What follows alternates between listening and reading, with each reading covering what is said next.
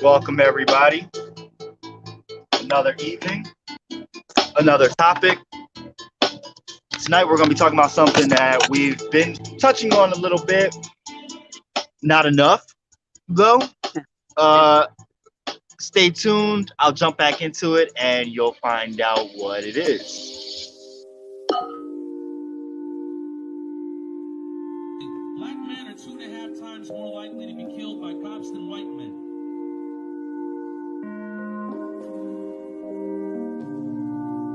They don't want us to succeed.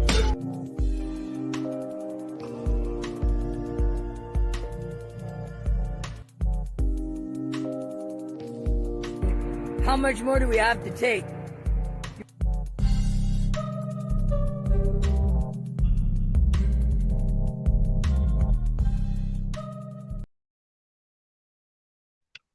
What's going on, everyone? Welcome back to the Leon Block. Tonight, I am joined by a very special friend to the Leon Block. Second time being actually on the podcast, but you've been actually on this channel numerous times. Darlene Colon, president of the Christiana Historical Society. Thank you for being with me. Oh, it's my pleasure to join you again. and tonight, we're finally gonna get into something that I personally have been wanting to talk about for quite a while. And this predates the Civil War. This is Pennsylvania history. This is Black history, white history. It's American history, and it's something that I definitely want to touch on for a while because of the significance that it has. Now, again, it does have to do with events prior to the Civil War. What was the Fugitive Slave Act we're talking about, right? Right. The Fugitive Slave Act was something that the South fought for and got. Basically, what it said was that any slave owner could come into Pennsylvania and claim what he deemed to be his property as long as he had the proper documentation, which meant that even if you escaped enslavement from the South, you were still in danger of being sent back. What if you weren't a slave, like you still ran a risk too, right? Even in Pennsylvania? Yes, in Pennsylvania, because there were a number of groups, particularly in Christiana, a group of bounty hunters. They were called the Gap Gang. And they were previously known as, they were thieves, chicken thieves, horse thieves, whatever they could steal and get money for. But they soon found out that they could get money by kidnapping blacks and selling them south. They didn't care if you were born free or had attained your freedom or were seeking your freedom. They just saw money. Whew. Yeah. So I'm sorry, go ahead. No, I was going to say that's what started a lot of the events in Christiana, because the blacks there kind of got fed up with that. You couldn't be working in a field alone. It was a fear to be alone. Right. Because you could be snatched. And there was one gentleman in particular by the name of William Parker, who himself was a freedom seeker. He escaped from a plantation in Maryland. And once he got to Christiana, he found out what it was like to have a job and actually get paid for it, have a couple days off, and, relax for a minute. That's life. Exactly. It's like, I can go to church, I can have a day off, he could get married, he could raise a family. It was like, he said, yeah, this is the life. Right. And once he attained that and saw what it was like, he said, I swear by my own right arm that I will help anyone who wants to remain free, who is seeking their freedom, and I will help them retain it. So I guess he that's how. became a leader in some sense, or just someone that was really determined to pay it forward for his fellow people. Well, he actually became a leader. He formed, when he found out of these fellows that were kidnapping people, he formed his own group. He called it his secret society. Wow. And they actually mapped and found out the route that this Gap gang took to Florida. And whenever they found out that someone in the area in Christiana was missing or had been kidnapped, they would make their way down to that route and try and get ahead of the Gap gang, and would ambush them and take that person back. Ooh, I like so the sound. Yeah, it got to be quite a bit of controversy there. Yeah, they became bitter rivals. And it was actually a member of the Gap gang who was a black man, and he would roam through the area posing as a peddler. Hold up. So And there was a member of the Gap gang that collected black people to take them back to slavery. There was a black man a part of that group. Yeah, he would roam through town looking for new faces, and he would take that information back to the Gap gang, and I guess they would give him a piece of the pie. And he was the one that actually found 4 men from Baltimore County that, and I always put in quotes, belonged to a slave owner named Edward Gorsuch. So they actually sent word to Mr. Gorsuch that his boys were in Christiana.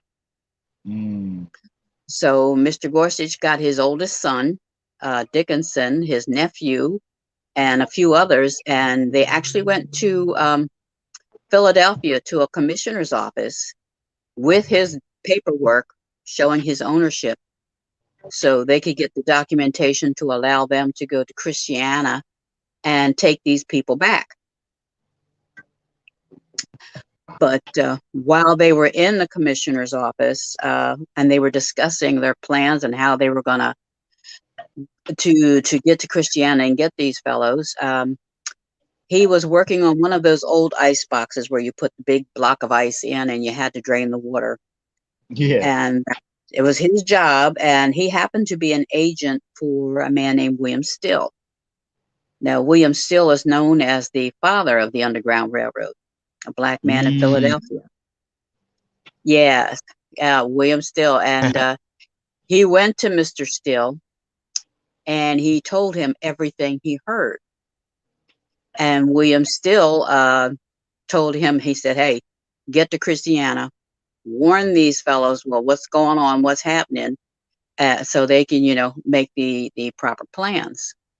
So he got on the train, and it just happened to be the same train as Mr. Gorsuch and his party. And they rode their way to Christiana. But fortunately, Mr. Gorsuch and his party got off a stop ahead because they figured they were going to sneak up on everybody.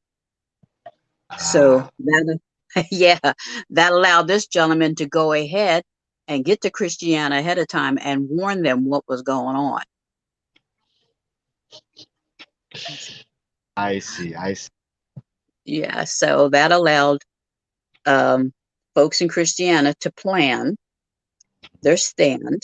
And it just so happened that these men were hiding with William Parker, the man who said, I will help you maintain your freedom. And they made plans. They barricaded everybody up into the second floor of the house. Mr. Gorsuch arrived about 4 a.m. because he thought he was going to catch everybody off guard.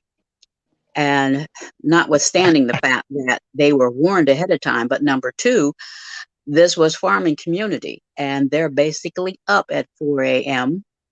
because they have chores to do, cows to milk, and all of that stuff. Right. So he found out they were at Parker's house. He went to the house, and He shouted and shouted and said he's demanding his property. And Mr. Parker shouted back, well, if it's property you want, step right out to the barn. There's horses, chickens, cows, whatever you want. That's property. You can take that. Uh-huh. which of course made Mr. Gorsuch quite angry. Mm-hmm. And he actually stepped into Parker's house. And Parker came halfway down the steps. And he again looked at Parker and he said, I demand my property or I will have my breakfast in hell.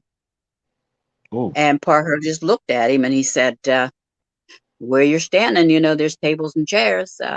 Take what you want. That's property. He said, but we're people. Right. And you know, we are not property. So Mr. Gorsuch thought he had one up on Mr. Parker, and he started quoting Bible verses, such as, you know, to substantiate his view on slavery, such as, you know, slaves obey your masters and that type of thing. Oh, goodness. Yeah. So not realizing that the man he was speaking to, William Parker, was known throughout the county as the preacher. So whatever verse Mr. Gorsuch threw out at him, Mr. Parker countered. Right. This went on for several minutes, and Mr. Gorsuch got quite angry, and the men in his posse got a little antsy, and they started firing off a shot, and just barely grazed Mr. Parker. Well, he retreated back upstairs to get his wife, because it was her job to sound the signal that they needed help. Mm. Her sister, who was up there with her husband, said, let's just give up. You know, they're shooting at us. And his wife, Eliza, said to her sister, she picked up a machete. She said, I will see you dead before I see you go back into slavery. Mm-hmm. So at that point, sister said, okay. Right. We will make our stand. So Eliza went into the third floor of the building, and she had an old fish horn, which sounds like these big horns they blow at the football games and such. But she started blowing that out the third floor window, and that was a signal in the valley that there was danger, they needed help, and, you know, please come right away. Right. So she kept blowing, and they started shooting at her. So she laid the horn on the windowsill and she tucked down underneath and she kept blowing. So, nice. So it was like this was some strong resolve that, you know, we're not giving up. So there was a couple miles down the road, there was a flour mill and a general store owned by Quaker gentlemen. And they heard the horn, they heard the ruckus, and then somebody came running by saying, you know, what was going on. And they said they got on their horseback and they went down to find out just what was going on. And as they approached, the federal marshal that was with them ran up to them and tried to deputize them using the Fugitive Slave Act, because in that act, it said you could not refuse to assist in the capture of a runaway. Oh. Yeah, but these two gentlemen, or these gentlemen that came, they refused. So while they were talking with the federal marshal, of course, they were on horseback, and they looked over, and they could see coming through the field, there were pitchforks, there were machetes, there were rifles, they were coming. And he said to the marshal, I suggest you leave, because these people are willing to fight to the death for their freedom. So with that, the marshal took off through the cornfield, saying he was going to go get help. Of course, they never saw him again. But when the dust settled and all was over with, there was one person dead. And sadly to say, you know, that was the slave owner, Edward Gorsuch. His son, Dickinson, that was with him, they found him severely wounded. They said he had something like 20-30 rounds of birdshot in his body. Ooh, wow. So, yeah, so your boy was hurting. He was And but William Parker, he was the preacher. He was a man of compassion. So he went to neighboring farm, which was the Pownell farm, a Quaker family that he actually rented from. Oh, okay. And he went to look for a cart or a wagon to get help and put Dickinson on the wagon and get him some help. Not realizing somebody was already over there and was loading him up and to bring him back to the Pownell house. Parker was actually trapped in the Pownell house. Not realizing, there's people that they brought Dickinson in to get him medical help, and they had armed guards surrounding outside, thinking they were keeping Parker out. Right. When actually they trapped him inside. OMG, that's wow. Yeah. But what was amazing, he had the help of the Pownells on his side. They had the youngest Pownell boy. They filled up pillowcase with clothing and food and ran it up into the orchard and hid it. Oh. And they waited till like midnight and late, and all the guards had fallen asleep. And so the Pownell girls actually dressed Parker in their father's clothing, in Quaker clothing, and just walked him right past the guards. And their plan was, if they woke up, their plan was to tell them that, their beaux were there to, court them, and they're just going for a walk, but not thinking, this is past midnight, and these are Quaker girls. They don't do that. But it worked. They got Parker. They told him, a man's dead. You have to leave town. So he and his brother-in-law and another man made their plans to escape. And in the meantime, they brought in militia and all kinds of things from Philadelphia and started a manhunt and arrested half the town. They took Gorsuch's body to a place called Zerker's Hotel, where they went to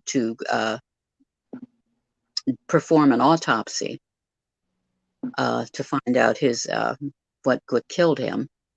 And they also arrested 35 of the African community. And I say African because we weren't considered Americans at that point. Right. But they arrested 35 of the African community, the men, and 4 Quaker men, because the fact that they refused to help. They put the African men on a cattle car. They brought a train in and threw them on a cattle car to take them into Philadelphia, where at that time it was called Moyamensing Prison. Oh, okay. It was a huge castle, like that's the way they built them then, a castle-like prison, and with fireplaces and that type of thing. And they held them there for trial, and the charge was treason. And they used treason because it was a federal offense and it was punishable by death. Wow. Yeah. So they wanted to make an treason. Pardon me? I was wondering why they chose treason. Wow. Right. As opposed to murder. Yeah. Right. Yeah. Treason was a federal offense, and they wanted to send a message across the country. And it was at this point that Thaddeus Stevens from Lancaster got involved. And he stayed 3 days in Christiana at Zerker's Hotel, and he went around questioning people, interviewing people to get his take on what happened, to prepare. He actually became their lead defense attorney. Oh. And yeah. So he went to Philadelphia to talk to the men. And he recruited a lady by the name of Lucretia Mott. She was also Quaker, but she was a staunch abolitionist. She led the Women's Anti-Slavery Auxiliary in Philadelphia. Okay. And she got her ladies together, and they made clothing for all the African men. They made blue overalls, white shirts and red, white, and blue neckerchiefs. And they dressed them all alike for their appearance in court and sat them all together. And to add a little further insult to Lucretia Mott pulled up a chair and sat amongst the black prisoners. And she knitted throughout the trial. Wow. And then that's when they called upon the federal marshal to identify those men who were present at the what they called the riot or the insurrection. And he couldn't identify because they were all dressed alike, and he could not say for sure who was or who wasn't there. So that was a plus for the defense. Yeah. And it was about that time that Thaddeus Stevens gave it to the jury, and the jury was back in 15 minutes with a not guilty verdict. Wow. In 15 minutes? Hold up, not guilty? 15 minutes and not guilty. Because wow. That's what I was saying. The prosecution, it was they thought they put one of the Quakers up front, Kastner Hanway. And they said they could use him, and they felt that if they could get him convicted, the rest were a piece of cake. And that was going, if they could get a white man convicted, piece of cake, we got this. But didn't happen. Right. Didn't happen. And of course, this sent all kinds of shockwaves through the South. I mean, letters were coming in and people were just irate over the fact that no one was charged for this man's death. And it became a fight of states' rights as opposed to federal law. And, because in Pennsylvania, once a freedom seeker was in Pennsylvania for 6 months and a day, they were deemed to be free. Oh. So then it became a fight, like I said, against state law versus federal law. But in this case, Pennsylvania won out. And they attempted to take the African men back to Lancaster, to the Lancaster County Prison, and wanted to charge them murder. But again, Thaddeus Stevens stepped in, and they said it was basically, it was like a little blackmail, I think. He was going to charge the federal marshal with perjury because this particular marshal was not known to be the most on the up and up. He used his position to benefit himself. Gotcha. So they forgot that, and all the African American prisoners were freed. Ooh. Wow. So that, like I said, sent all kinds of shockwaves. In particular, for the Gorsuch family, because his youngest son was in boarding school, and he had wanted to come on this trip, but his father told him he was too young. If they ever had to do this again, he would bring him along. And but when word got back to him that his father had been killed and no one was being charged with his death, they all got off. He was, of course, well, number one, when his father was killed, he was grieving over that, the loss of his father. And he had a roommate, which was his best buddy. And that best buddy helped him through his grief. But like I said, it was a couple months later when this not guilty verdict came through. And they were enraged. And I mean, enraged. They talked about revenge, and they were just, they're not going to get away with that. And the Christiana Historical Society actually went to Baltimore County at the invitation of the Gorsuch family about maybe 20 years ago. And they took us to the site of the boarding school Wow. And we actually, yeah, it's a real high-end restaurant now. I couldn't tell you the name of it, but they managed to keep all the records from when it was a boarding school. So Wow. we got a look at the roster, and we saw young Tom Gorsuch's name on there. And then we looked across to see who his roommate was. And that's when we got the shock. It was a young man by the name of John Wilkes Booth. Wow. And that took our breath away. Yeah. Yeah. That took Wow. our, so we were like, oh my goodness. Were we the catalyst in Yeah. setting his future?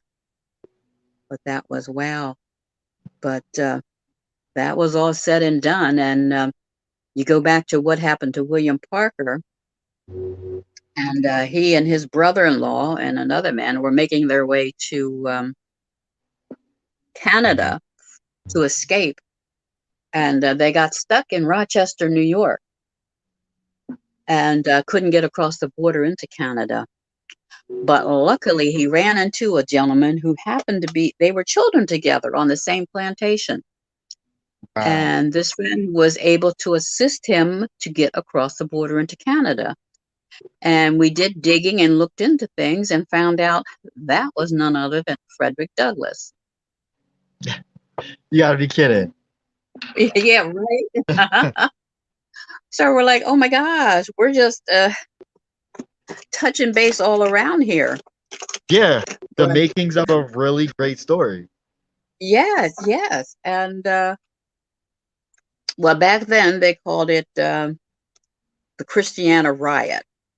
Right. But we have beginning to re-educate and tell people that it was truly actually the resistance at Christiana, because what they had planned was a resistance. They were telling the slave owner to go away, and he refused, and it was his party that actually started the whole thing.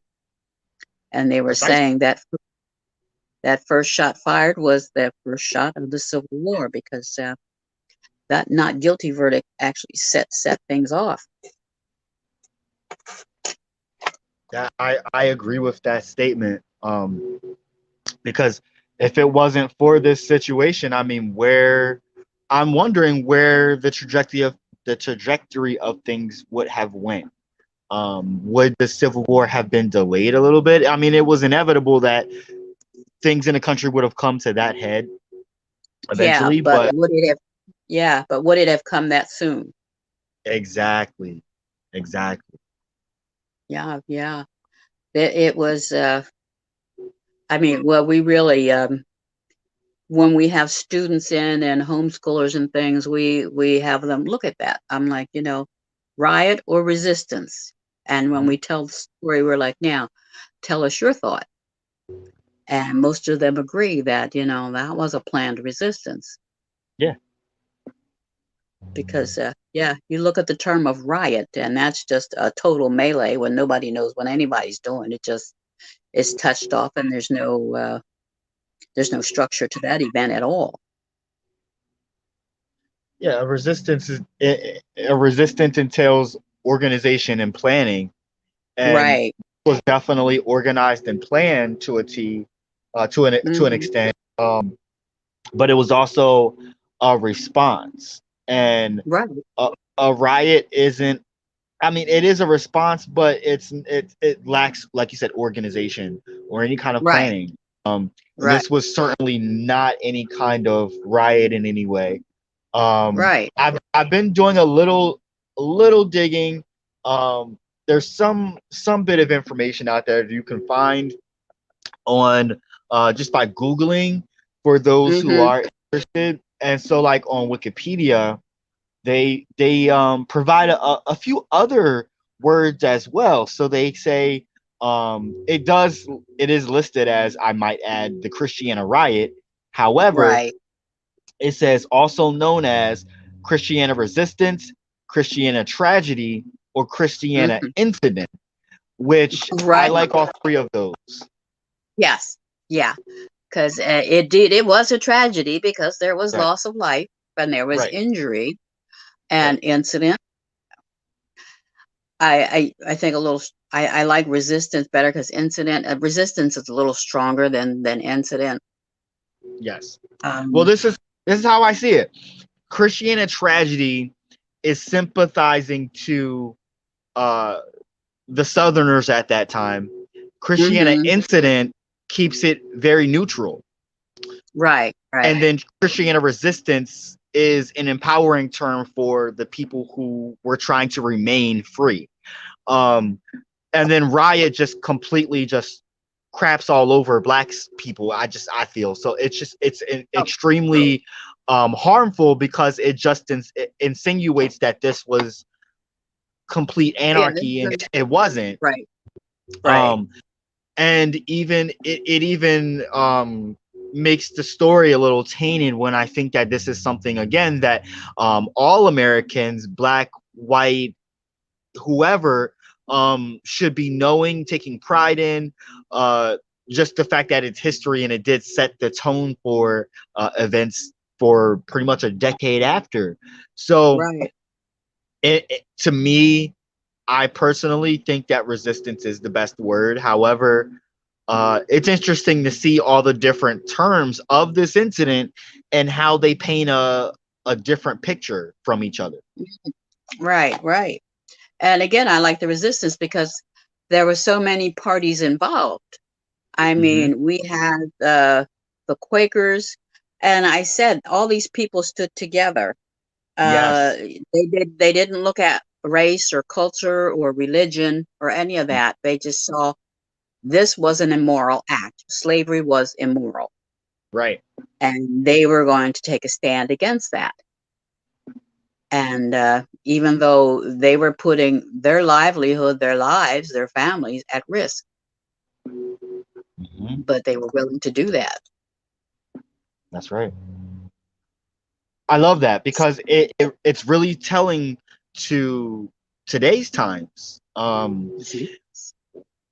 Not even just with there's so many different levels that I can compare this to, but just like on the level of unions and the strikes that are going on and people trying to make sure that they maintain their livelihoods.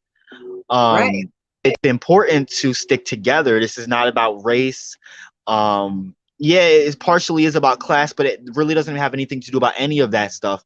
It's just about all of us going through the same thing and wanting to maintain what we all have right, together and right, stand against something that is immoral. Corporations do not deserve to grasp all of this money and or dictate what we deserve when we give our lives for corporations to keep things right. going. And it, you know, so a livelihood is a strong thing. Your life is valuable, and so Yeah, it's very telling of today.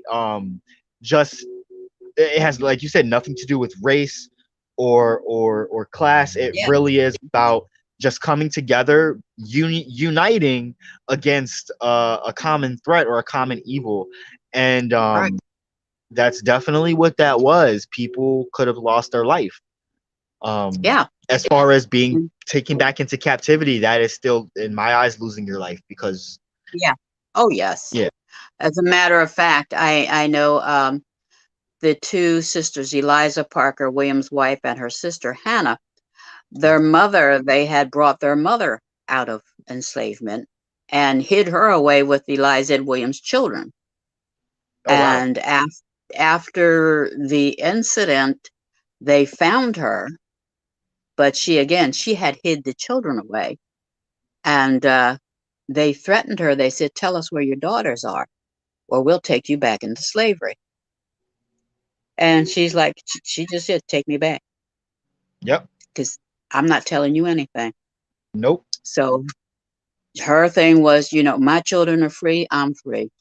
Yes. Yes. So I was like, that was a heck of a lady. I mean, what she was willing to give up for her daughters to make sure they were free. Yeah. So I'm like, yes.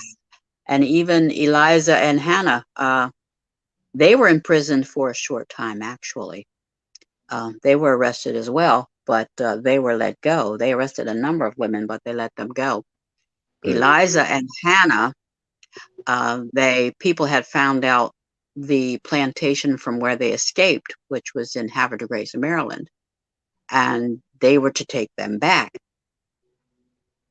And Hannah and Eliza actually convinced the driver who was to take them back to Christiana, so Eliza could get her children. I believe she had 2 or 3 at that time. And all this man saw was dollar signs, because he figured the more he took back, the more money he was going to get. Right. He took them back to Christiana, got a wagon, and took them back out to the house. And they're like, we're going to run in and get the kids. We'll be right back. And he certainly didn't think that through, because, they went in the front door, out the back door, and up through the orchard, and they were gone. I know that's right.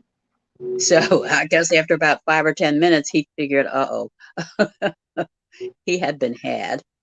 Yep. But they made their way through the community, and they found a young Quaker woman by the name of Nancy Fulton, and her father was a station master, but he was not home. So Nancy says, I can do this myself. So she got Eliza and Hannah and got a wagon and took them further out into the country, into the further southern end of Lancaster County, where they met an elderly Black woman. They never gave her name, but the woman was like, what are you doing with those girls? And Nancy Fulton said, I'm trying to get them to safety. They're looking for them. And the elderly Black woman said, leave them with me. I know what to do. So Nancy dropped them off, and Eliza and Hannah made it to freedom.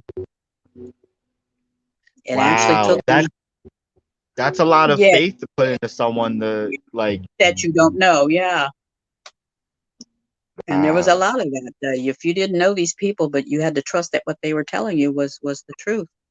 Yeah. And it actually took them 2 to 3 months before they could get reunited with their husbands in Canada. But they made it, and then, like I say, those families are still there today. Oh, the descendants. Yes. That's amazing. His great-great-grandchildren, great-great-great-grandchildren, they're all still there, and they're on the original land that he bought when he got there. Wow. So they've been on that land for about 200 years, almost 200 years. In Canada? Yep. Do you know where? Buxton. Yeah, Buxton. Yes.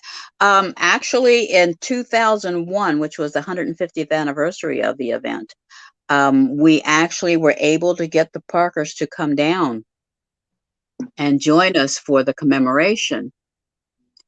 And at that same time, we got the Gorsuch family to come up from Maryland. Wow. And we tracked down a lot of the Quaker families, the descendants, and those of the African-American community. And we actually had what we called a forgiveness dinner. And everybody sat down and talked. And I tell you, there was hugs, there were tears, and a lot of conversation. And what really made it special, that it was hosted by the great-great-grandson of Frederick Douglass. Wow. Huh. Oh, man, yeah. that's touching. Yeah, it was. It was. And what really made it touching was that Frank Parker, the great-great-grandson of William, he said, I had no idea that his great-great-grandfather was involved in any of that. He said, I had to come all these thousands of miles to find out that he was a hero. Wow. And he was just so choked up he couldn't talk, so his wife had to finish and say what he was feeling. That's just powerful. And just think how many of us have our own hero in our family that we don't know anything of because of disconnects for whatever reason over the years. But Right. Oh, definitely. I Yeah, we have guarantee a that lot of people. one of us, yeah, Even I knew nothing about the resistance until I was well past high school graduation. I won't say how many years, but somehow it came across, and I was like, well, how come I never heard of this before? And all I was told was that we don't talk about that. I'm like, well, I don't know why not. right, This needs to be talked about. So I said, yeah, I'm going to break tradition. I'm talking about it. yeah, we need to. And there are, right. And we're still researching all those men of African descent that were arrested. We're still looking for their descendants because after they were released, a lot of them left Christiana. I think a number of them went to the Westchester area. Some of them may have even changed their names, which you could do easily back then. Yeah. But we're still looking because we don't know what stories have been told, if stories has been told. So we're still digging to find information. Wow. I'm blown away at, I mean, I'm not surprised that people moved away, and knowing what Christiana is like now, I get it, but please keep us posted to what information you do find along the way. I will definitely be keeping tabs, and I mean, you're not going to be a stranger. You're definitely not going to be a stranger to the block. You'll be back around on the show, and we're going to wrap things up. But the next time that we have you on, we're definitely going to get more in depth into Lancastrian history, and Certainly. yeah, and talk about some little lesser well known facts that and pieces of history that people might want to know about. It will be my pleasure. So everybody definitely stay tuned for that. Darlene, it's always a pleasure to have you on the Leon Block. Thank you so much for tonight. I've been literally gushing to have people hear this story. So it's definitely a pleasure to have you on. Well, it's a pleasure to be on, and I love to talk about history. So let me know anytime. Of course. Is there any last things you want to tell people before we get off of here? Well, I would always, as we were just discussing, encourage people, look into your history. Look into your history, because you never know where your ancestor was or what part they may have taken in history. It may be something that you don't think is much, but you never know just what little thing they did may have really helped someone else to get through. Couldn't have said it any better. Okay. Wow. And we'll end it on that note. Everyone, y'all have a good night. Be blessed and take care of yourselves. Okay. Good night.